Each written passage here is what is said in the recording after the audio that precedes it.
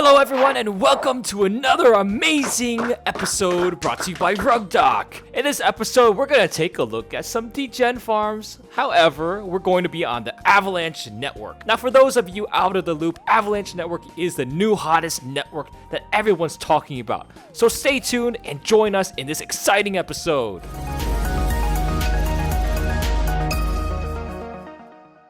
Oh, by the way, just a little disclaimer, guys. I am not affiliated with any of these farms, nor are we sponsored, so I'm just going to be taking a random look at some of these popular Avalanche farms. To do that, we can go to our website at rugdoc.io. Now we have a list of these Avalanche farms. I am not familiar with pretty much any of them, except I've heard about this one, Pangolin or Pangolin Exchange. So let's actually take a look at that. It's a major DEX on Avalanche, Decentralized Exchange, and it's been around for a while and it's established within the ecosystem. Yeah, I actually did hear about Pangolin Exchange quite a while ago.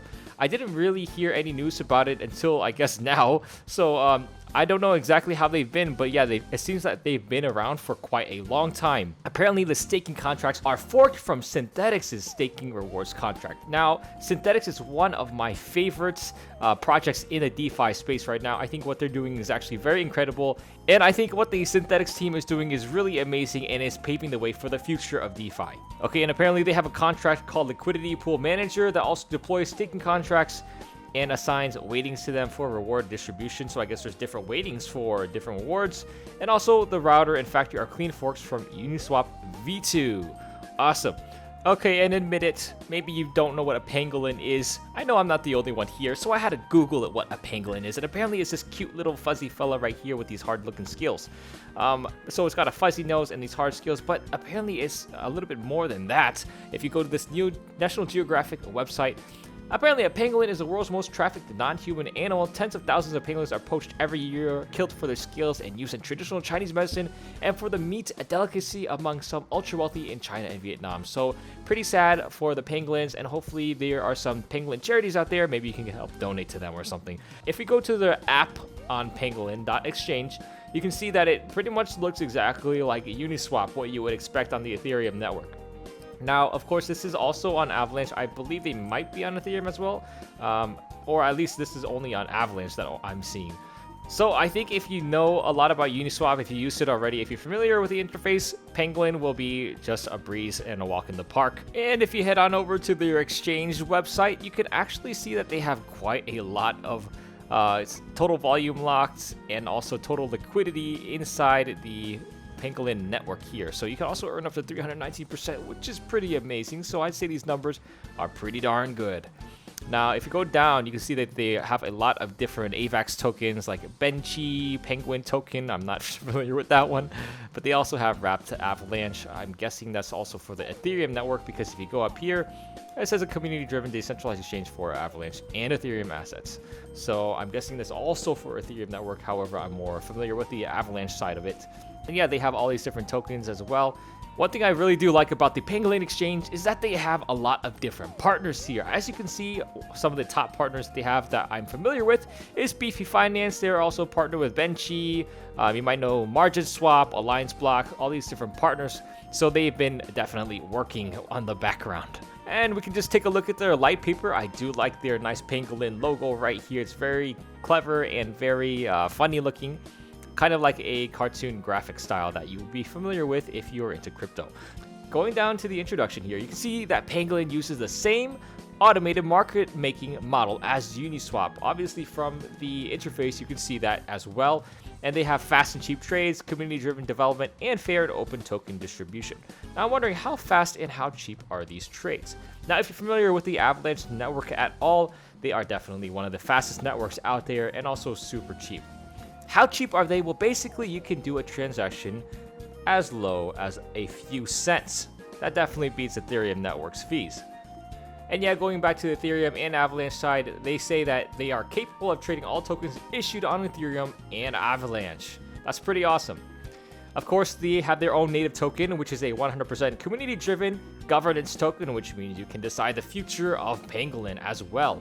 Now, there are a lot of pools if you guys are interested in liquidity mining, and they will start on mainnet launch. Now, there are a lot of liquidity mining program pools available, such as the AVAX pools right here. You have their own native Pangolin token pools. If you're into liquidity mining and providing liquidity, that'll be for you. And what's nice is they do have a tutorial section. If you want, you can check them out by going to the docs up here into tutorials. I looked at them and they seem pretty nice. So for example, if you want to go to the swap tokens part, they have a nice video, 7-minute long video on exactly how to swap on Pangolin, which also has voiceover, which is quite nice. So, and also the article if you're more of a reader.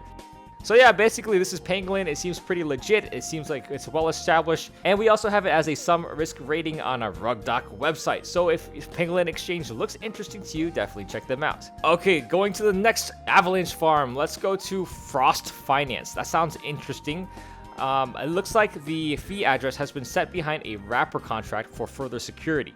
Previously, there was an edge case where if the fee address was set to the 0 address, then withdrawals may revert. This has now been rectified and the MasterChef is secure. Okay, so apparently they did update their MasterChef and they also KYC'd. So the project owner has KYC to us and has signaled his transparency and commitment to the project. So that's definitely a good sign as well, because usually if a developer or project owner KYCs and something goes bad with their farm, we definitely know who to contact and who to reach out for in case that happens. And of course, it's a goose fork right here. And the project team is the same behind these other projects, Eden, Ruby, and Polytopia. Okay, great. So let's actually check the website here. Okay, actually, before we dive into this, I want to bring a little bit of the educational aspect so you can find and do your own research yourself, especially about time locks. And also a user requested this, so I figured why not. So in order to find out if a project is behind a time lock or not, in this case, we have said that MasterChef is currently not behind a time lock. You want to find the MasterChef contract. Now, usually we'll have it on our website and you can click on the MasterChef contract here. Since this is the Avalanche Explorer, we will use this Avalanche Explorer interface here. If you're on Binance Smart Chain or the Ethereum network, it's going to look a little bit different, but basically you can find the same thing. So once you're in the MasterChef contract here, you want to make sure you go to the Read Contract tab. Since it's already selected for me right now, I can scroll down until I find the owner section right here. Now, this is the contract that is supposed to be the time lock, but in this case, we're probably not going to see a time lock here. So I can click on it right here. We go to this address right here. So this is an address. It's not actually a contract here. If it was a contract, we would see pretty much the same interface as last time where we can actually read the code. But since we can't read any code, this is an address and not a time lock. But if this was a time lock, you would be able to read the code and see how much time is there. So this is basically not a time lock. If you were to see a time lock in place, yeah, basically what I just said. So keep that in mind whenever you're actually going into a farm, and make sure that the owner of the farm is set to a time lock and not just a random address. Okay, so going back to Frost Finance, we can check it out right here. Actually quite interesting. I like the kind of Christmas Yeti vibes. And if you guys know Avalanche, well, basically, Yetis like to live on avalanches, so it kind of makes sense to have an avalanche as a mascot. That's really cool. Besides the mascot, I like that they have a lot of total value locked in here. This is usually a lot more than you see in some, or most of the Binance Smart Chain farms for sure. You can go to the Icicle, Snowflake, and NFT tabs up here. Let's check out the Icicle tab right here. So we can check out some of their nice cold farms that they have right here. So yeah, they also have 0% deposit fee and 0% withdrawal fees, which is actually pretty interesting. And it looks like some of their farms, actually, yeah, the APR is still quite good, I would say. 7,000 right here on this Tundra and Wrapped AVAX farm. And then going down some more, I'm a big fan of stablecoin farms, but do they have any stablecoin farms? I don't see any right here. Maybe they'll have some more later. But yeah, it looks like they have some, not quite a whole lot. I expected there to be a little bit more farms, but I guess they're still kind of in the launching phase, or they just launched not too long ago because they still had that beta site button on there. Let's actually see their snowflakes now. I'm guessing this is the pools. Yeah, it actually is the pools. You can see right there on the URL, pools. Okay, great. So now we are in the pool section, and it looks like they are integrating some of the other farms right here. For example, this Trader Joe farm, which I'm not familiar with, but I'm sure I've seen it on our list on RugDoc's website. So yeah, you can stake USDC and then get the APR of 54%, which is not bad, but there is a 2% withdrawal fee on here. So I'm guessing there's withdrawal fees on these pools, but not on the farms, which is all right. And there's 5.6 million in this USDC farm. And now they also have some more. Of course, you have the Raft ETH, Benchy, USDT as well, DAI. So yeah, these are the more stable farms. I guess it doesn't really matter if it's a pool or a farm because, well, as a yield farmer, you're not really going to see too much of a permanent loss in stablecoin farms. So that's pretty interesting. Of course, you can stake Joe, which I'm guessing is the native token of Trader Joe's. And I will definitely be checking that out soon as well. One interesting thing is the NFTs. I want to see if they have any NFTs. Yeah, no, it's coming soon. That's what I figured because NFTs usually take a while to come out. You have to make all the graphics and everything. It's also good that they're reviewed by RugDoc and KYC verified, low risk, proudly located on Avalanche. I like these little buttons right here that kind of verify the safety measures that the developers and owners have gone through. So yeah, there's still some risk for sure because there is no time lock on the contract, which basically means that developers can go into the master chef and change up some details here and there. But we do have the farm as low risk, but ape in accordingly and always do your own research, guys. Now, let's go to the Trader Joe farm here that we've actually heard about. We've labeled it as some risk. And as an update, a month has passed with no issues being reported by users on the AAM. As such, we have decided to upgrade this to some risk. That's great. So it's been a month and apparently this farm is still going. Apparently it's a modified Goose fork. It does not support deflationary transfer tax token pools, just to clarify with that project that none will be added. So you don't have to worry about transfer taxes or anything, and there's no deposit fees. The master chef is currently not behind a time lock either, and it's been a month still, so I guess it's still not behind a time lock. And so let's actually check out the website right here. Also, it's kind of funny with these farms because you can actually take names like Trader Joe. I'm pretty sure that is a grocery store in America, but who's going to actually pull a copyright claim? Is Trader Joe's actually going to go and say, hey, this crypto website is actually copying my brand. They're using these colorful graphics and making money off of them. Actually, I really don't think so, but maybe it's happened in the past, so I can't really say. But anyway, we have this Trader Joe's website. I definitely like the graphics. It reminds me of some games like Minecraft. I think that's kind of the aesthetic they were going with, and yeah, they do it pretty nice. They have the trade button here. You can go to the pool. They have farm. They have a stake option, and they have their own native Joe token.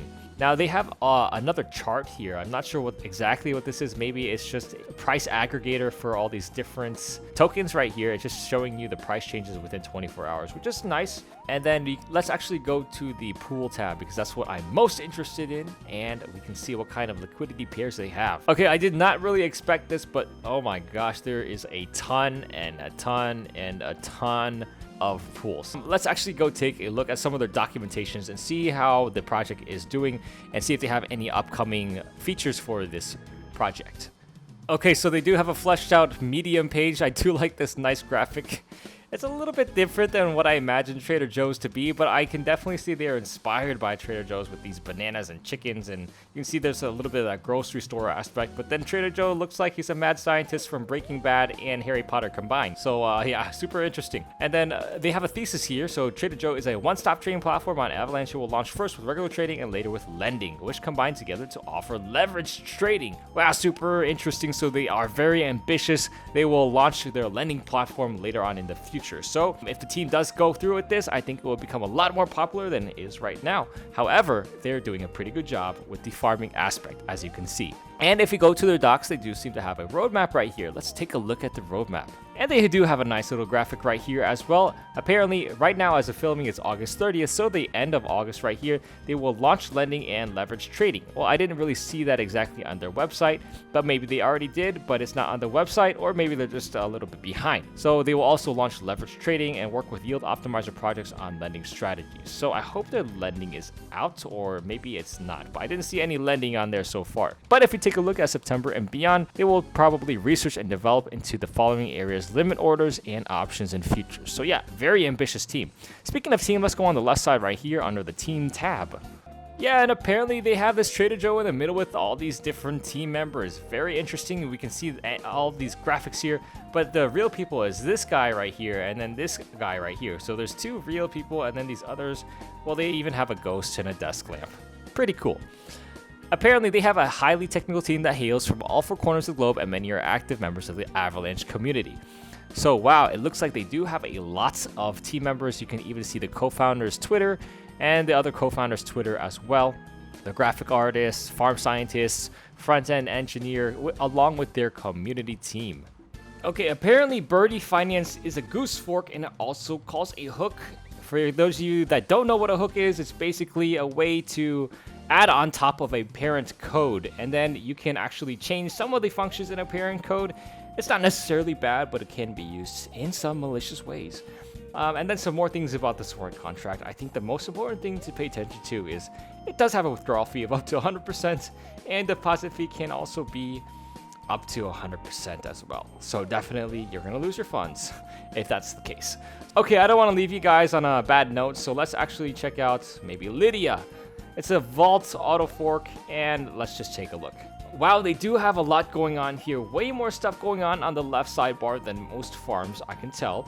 And definitely they have a lot of locked value in there, $11 million, especially considering how old they were. Let's see. This was first posted on May. So it's already been a few months, and they've already got $11 million in there still. And apparently you can still earn 476% APR. So let's take a look at some of the things they have. They have a bridge here. That's really interesting because you can actually transfer from Binance Smart Chain to the Lydia bridge. Taking a look at some of their farms, we can go here to the Farms tab.